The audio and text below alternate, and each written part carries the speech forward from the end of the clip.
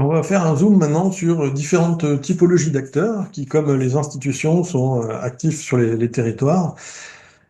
Et, euh, et l'idée, c'est vraiment une analyse subjective, ça n'a rien de complet ou d'exhaustif, et c'est basé sur les expériences qu'on a fait avec les projets de territoire, avec Solucratie et sur d'autres projets.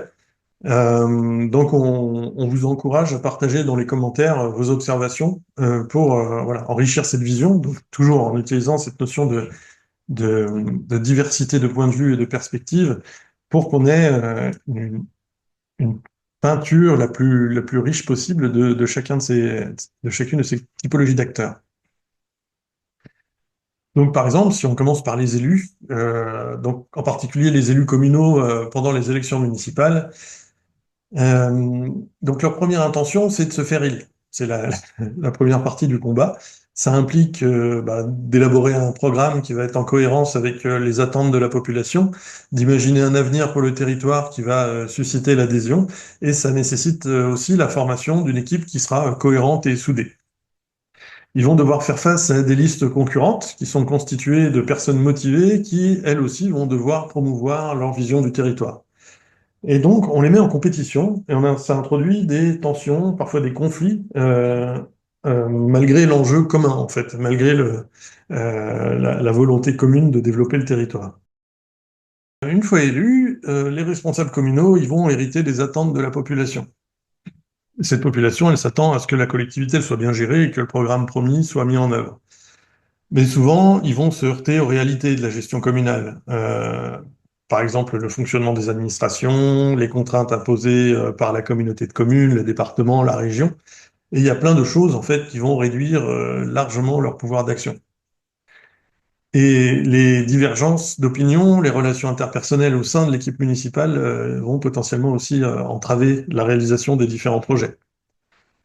En parallèle, on va avoir une partie de la population qui adopte une posture de consommateur, qui se disent, bah, c'est bon, j'ai voté, j'ai payé mes impôts, donc je peux exiger des élus qui remplissent leurs promesses. C'est une pression qui est assez difficile à gérer parce que les élus sont exposés au jugement constant des citoyens. Cette posture de consommateur, ça va créer un climat où ils doivent s'assurer qu'ils gardent leur légitimité et évitent leurs critiques. Donc, ils vont adopter des stratégies de protection, comme l'organisation de réunions publiques très contrôlées, où le contenu des discussions est vraiment maîtrisé pour limiter les questions embarrassantes, par exemple. Et cette dynamique, en fait, ça va renforcer leur perception d'une population qui est un peu homogène et critique, qui est un peu la masse qui se plaint, ils sont tout le temps en train de se plaindre.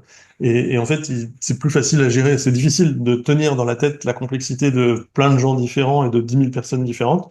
Donc, on va juste faire un paquet en disant, bah, les gens sont comme ça, et voilà comment ils se comportent.